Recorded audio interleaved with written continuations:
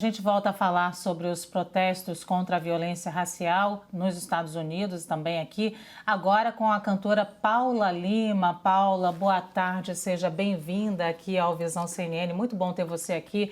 O assassinato do americano George Floyd reacendeu esse debate sobre racismo. Protestos, declarações, movimentos sociais estão em evidência no mundo todo, inclusive lá, Paula, eu quero pedir a sua contribuição em relação a isso. Muitos artistas se engajam muito rapidamente nessa campanha. Hoje eles estão fazendo aquele Blackout Tuesday. E aí eu queria saber de você, que também é uma ativista em relação a isso, como é que vocês conseguem reverberar a voz, as vozes dos artistas em relação a isso? Eu acho que é um movimento que o mundo já absorveu. De toda forma, o que a gente precisa é entender que a violência imposta ao povo negro, de uma maneira mundial, a opressão, ela acontece talvez um pouco, minimamente, de maneira diferente. Mas aqui no Brasil, a gente já teve o João Pedro, a gente já teve uma comoção, a gente já teve um momento de expressar essa dor.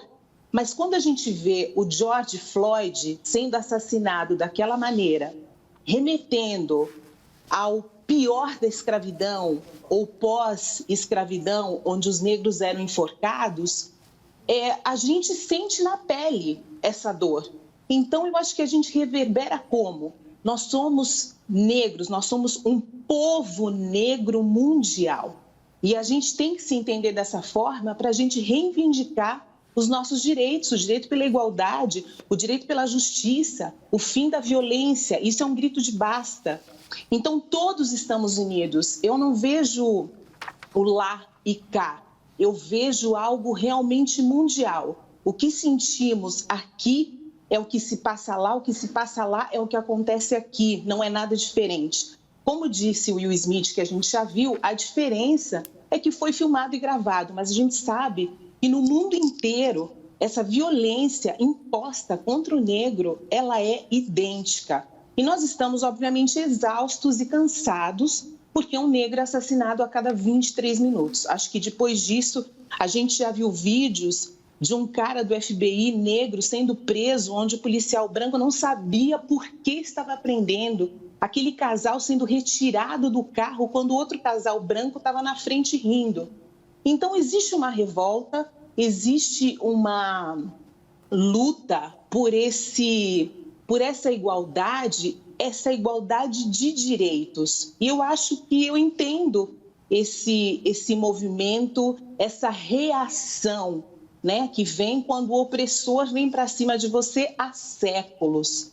Então, acho que é mais ou menos isso. Então, a gente está reverberando, né, que foi a sua pergunta, dessa forma, né? Nós temos essa dor, nós temos essa revolta e nos sentimos fazendo parte de tudo isso, né? Eu acho que a gente fala de George Floyd, a gente fala de João Pedro, a gente fala da Ágata, a gente fala dos 111 tiros, é muita coisa acontecendo e a gente fala também de pessoas que governam para a maioria e não para a minoria.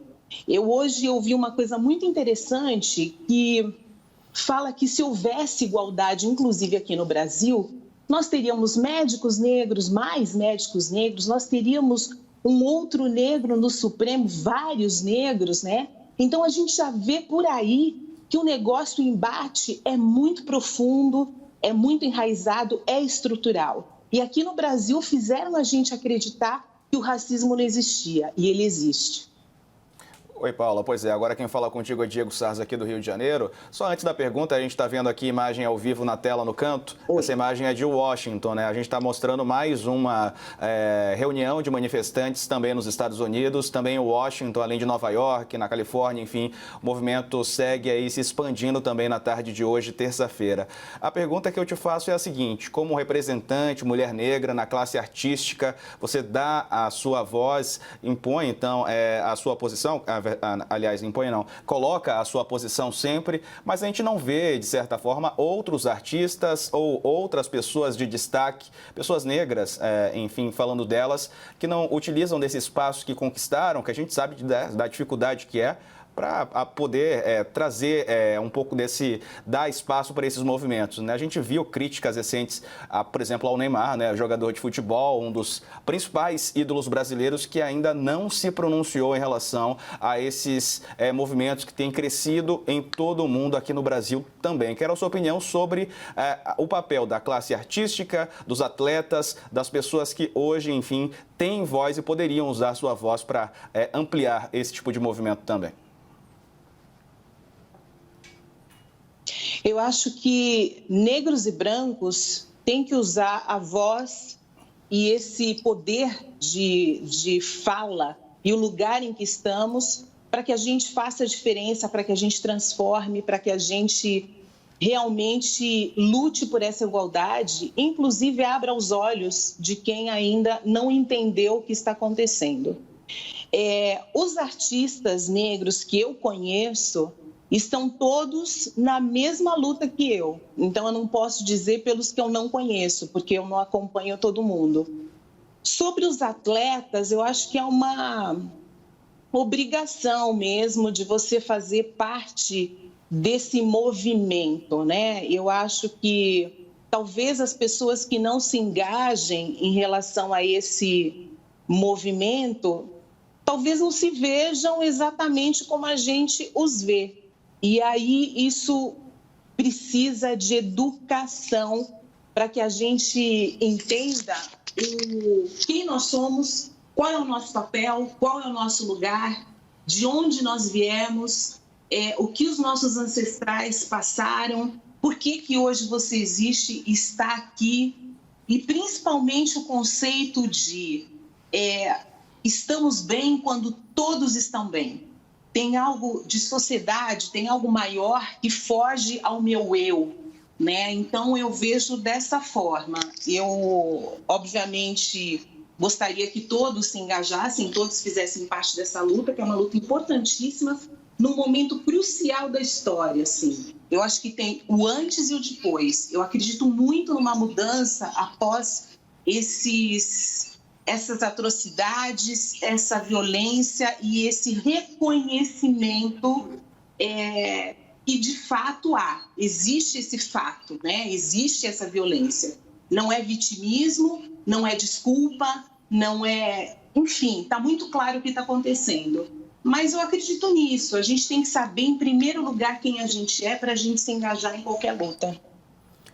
Bom, a gente segue acompanhando imagens ao vivo dos protestos agora em Nova York, nos Estados Unidos. Muitos manifestantes aí levantando cartazes e também podemos dizer, algumas folhas também em relação à morte de George Floyd. Muitas pessoas foram para as ruas. Inclusive, Paula, minha pergunta é nesse sentido.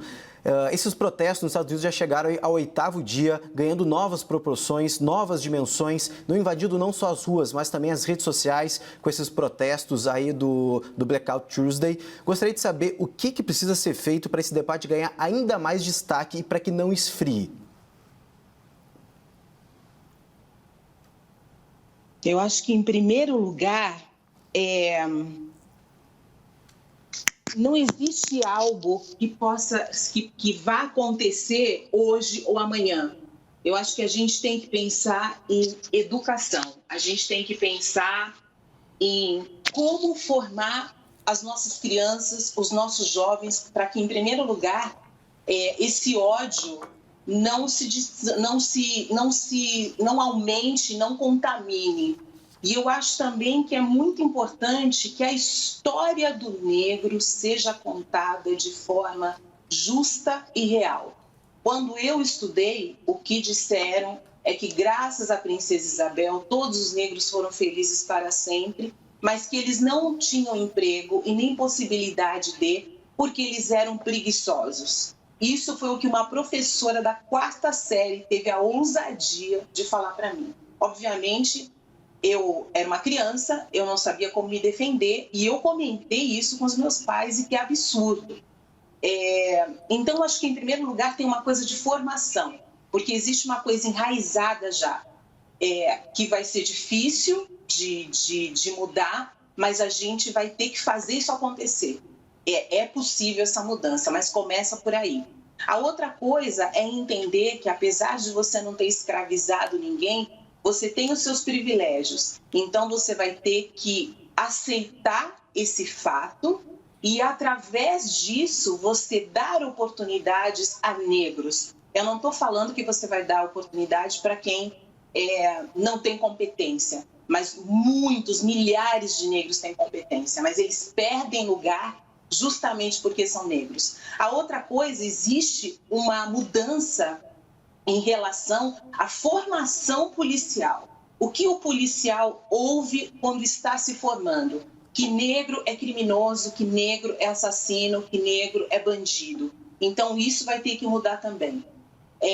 E a outra coisa que eu acho é que o negro vai se entender como povo, assim como o judeu, assim como os islâmicos, assim como qualquer outro povo, para que a gente cada vez tenha mais força. E, por último, o que já está acontecendo é essa adesão do branco que entende que isso é injusto, que isso é um absurdo, que isso não pode acontecer. A gente está no século XXI. Como a gente pode ter esse tipo de violência em relação ao outro ser humano? Então, a gente luta, resumindo, por igualdade, respeito e justiça. Vou colocar meu fone de novo.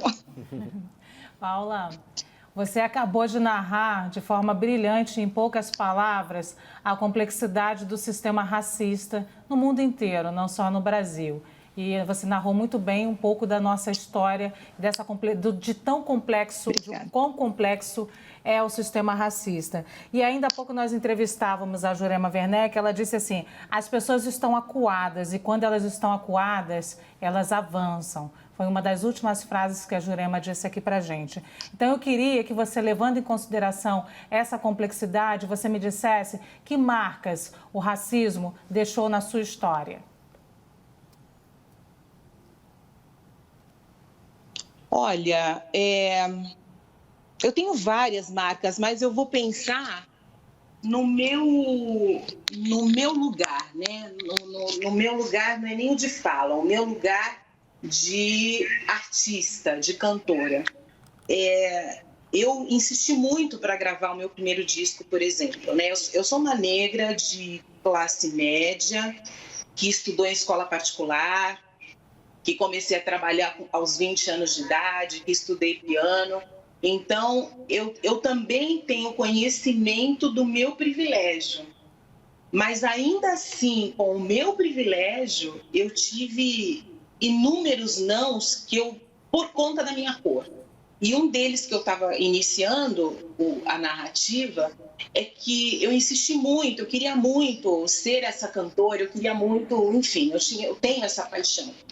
E quando eu estava prestes a assinar um contrato com uma gravadora, eu soube que um produtor conhecido, que fez inclusive vários sucessos, disse para a gravadora o seguinte, a gente não tem como gravar a Paula, porque agora nós estamos gravando a fulana e ela é negra. E o mercado, eu não sei como o mercado vai aceitar duas negras. Gente, a gente está falando de um mercado musical gigantesco, falando de Brasil, que dizem que por ser miscigenado não há racismo, e um produtor dentro de uma gravadora impede o meu avanço, falando, ela é uma grande cantora, todo mundo reconhece isso e tal, mas são duas cantoras no mercado, o mercado não vai aceitar.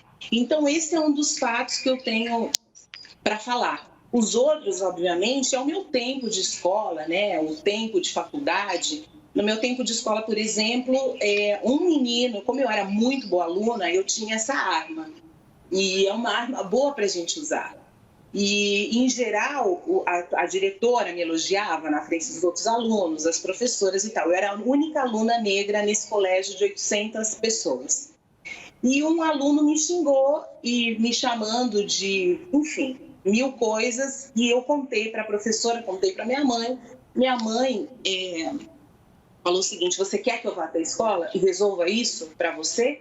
Aí eu falei, não, eu vou conversar com a diretora e com a professora, eu mesma vou resolver. Eu devia ter uns 9, 10 anos.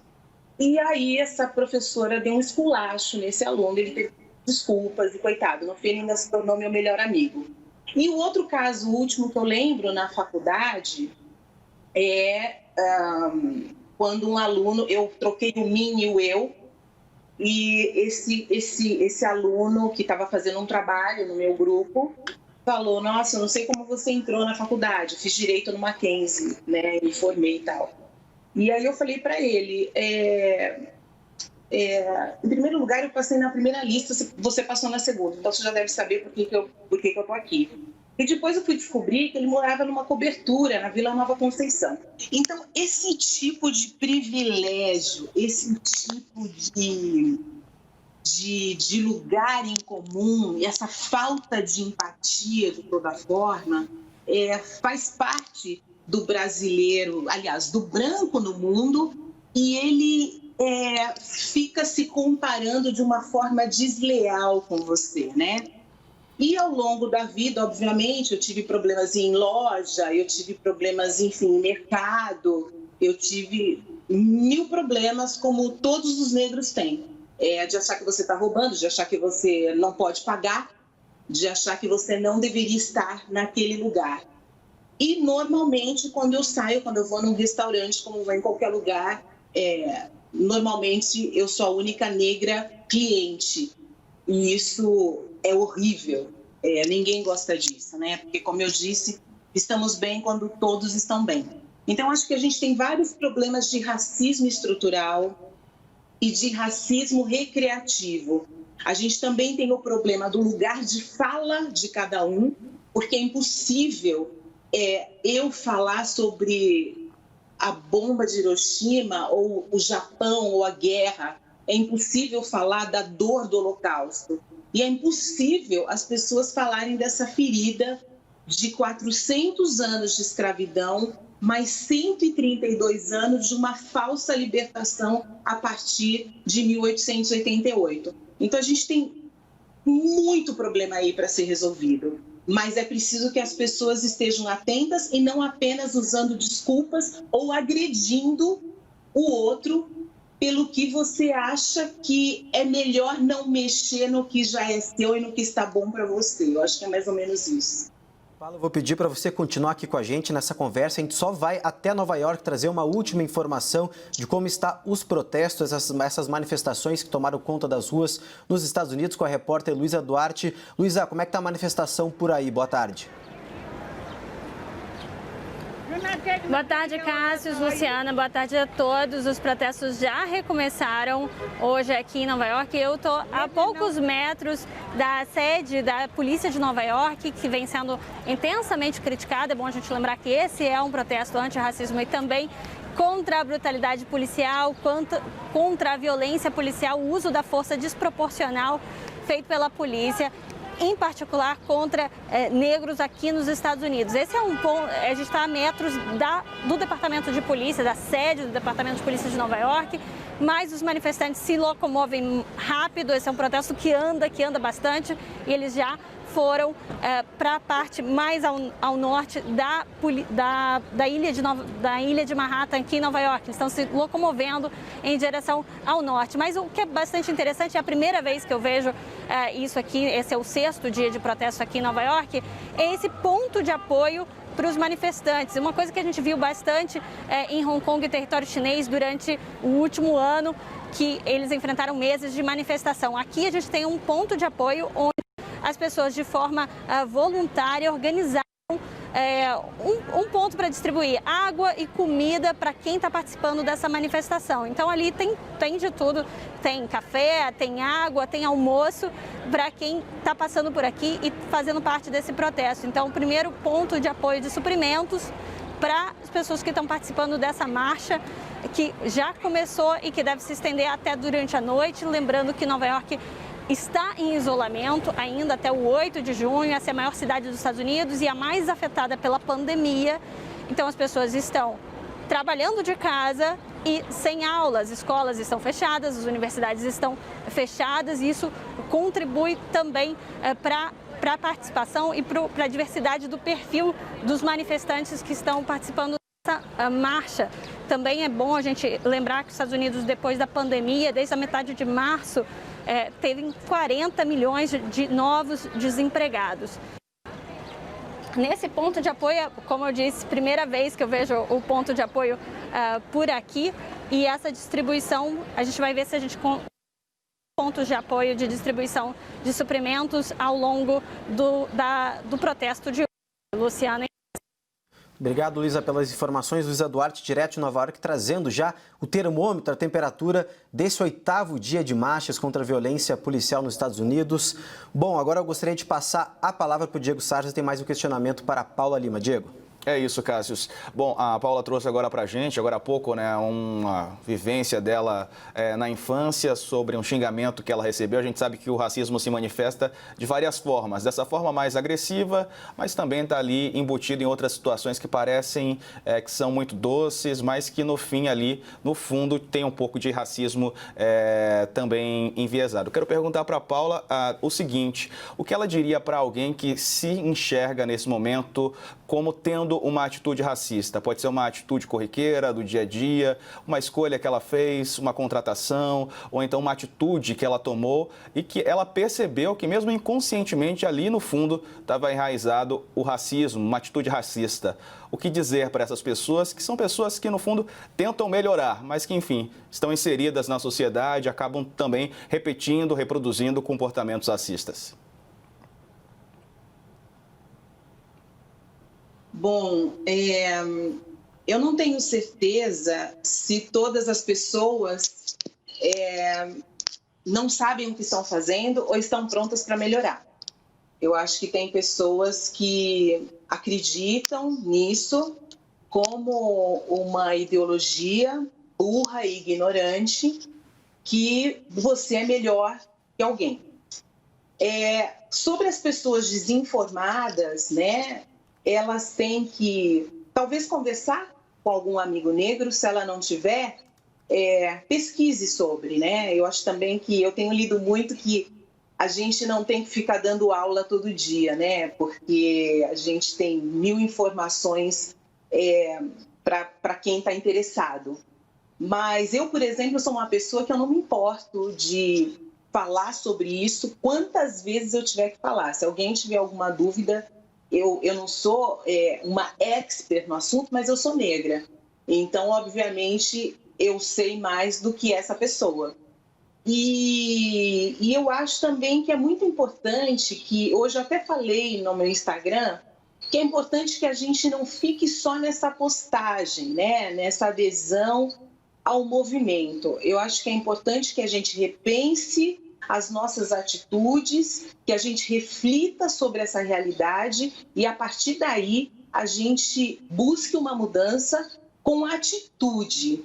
Então, o que é atitude? É você, se puder, claro, como eu já falei, empregar essa pessoa negra, trazer ela para o seu círculo, incluir nos bons relacionamentos que você tenha para que ela também possa prosperar, porque, obviamente, se você convive com pessoas com baixa renda, sem emprego, é muito difícil você conseguir isso através dessas pessoas. Então, você precisa de outras.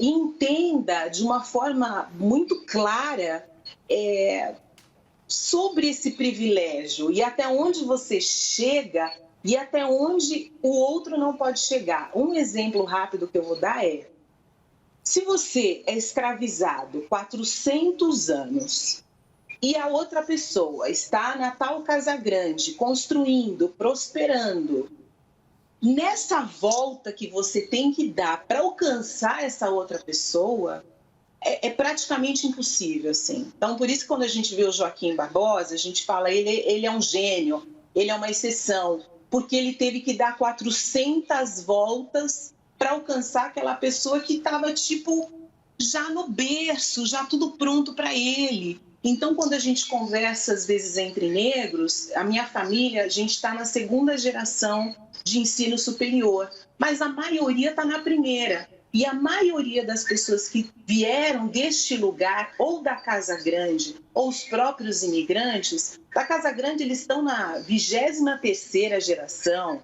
30ª geração. E desses que vieram, estão na 10ª. Então, é muito difícil para a gente alcançar.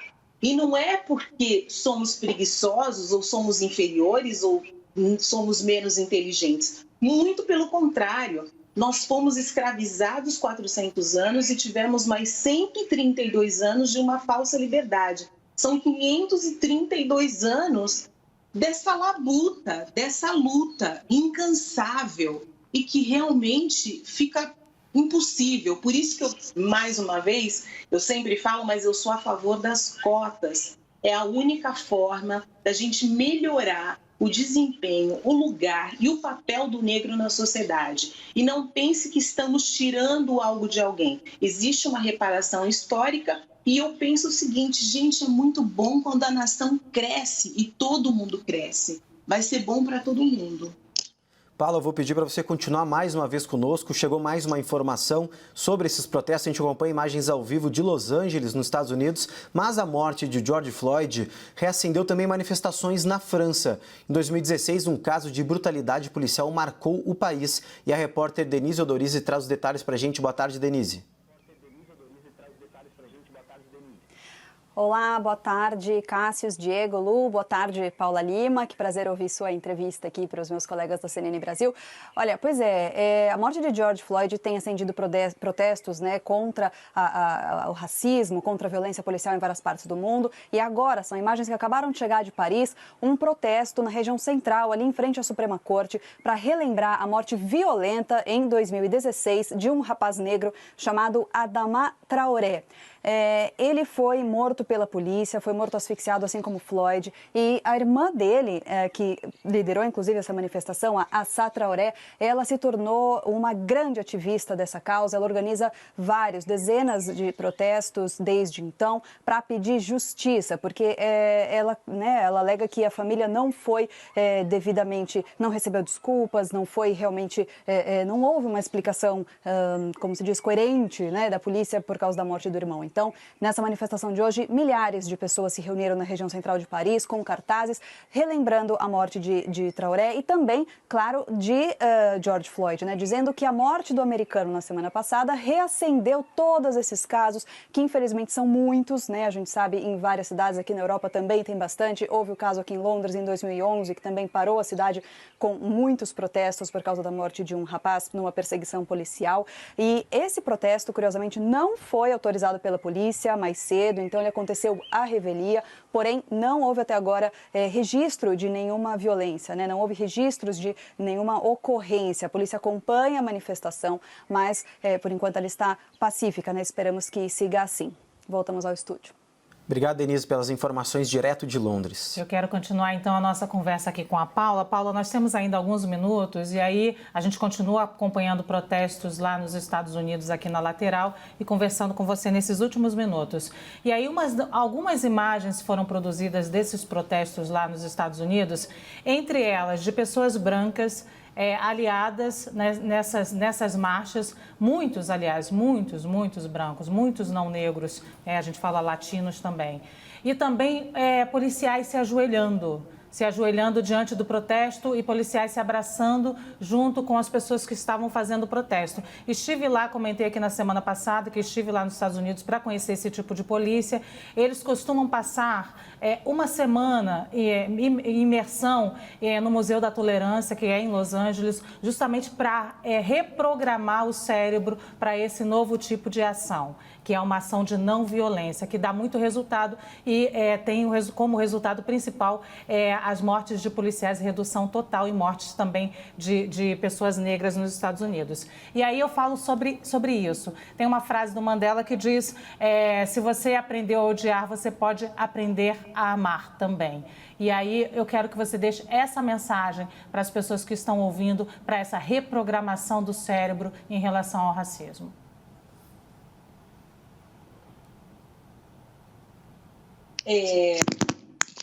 Essas imagens desses policiais chorando, abraçando, elas também são emocionantes. Eu acho que é muito difícil a gente esquecer o que aconteceu e o que está acontecendo. Mas eu acredito muito na igualdade, no respeito e na justiça. A gente precisa que o Estado esteja do lado e proteja todos os cidadãos. A gente precisa que as pessoas nos vejam como iguais. A gente precisa dar um basta nessa violência em relação aos negros e tantas mortes absurdas assim, né? Essa a gente viu, mas a gente sabe que tem milhares que a gente não vê. Eu fico muito feliz também com a adesão de brancos nessa luta. Eu sou contra a violência, eu sou contra a separação de branco, de preto, tipo, nós somos um só, na verdade, né? Mas a gente precisa se tratar dessa forma também. Então, eu quero deixar aqui a minha mensagem que a gente precisa reformular tudo isso, a gente precisa refletir sobre esse momento, pensar, como eu disse, sobre os privilégios, cobrar do Estado essa postura de respeito, de igualdade, né, e justiça, e para que a gente possa evoluir e para que a gente possa crescer sem distinção de raça, de gênero e de credo. Eu acho que é dessa forma que a gente vai dar passo para frente, né? E, ao mesmo tempo, eu quero dar todo o meu apoio a esse movimento maravilhoso, porque faz com que a gente possa falar sobre isso, discutir e, assim, chegar a um novo lugar. Obrigada a vocês pelo convite. Eu adorei estar aqui falando com vocês. Tem coisas que a gente pensa e, às vezes, a gente não explana, e foi muito bom poder falar sobre tudo isso, e somos todos iguais. É isso. Uma honra. Muito obrigada, Paula. Foi uma honra. Obrigado, Paulo, mais uma vez pelos ensinamentos. Obrigada a vocês. Um prazer.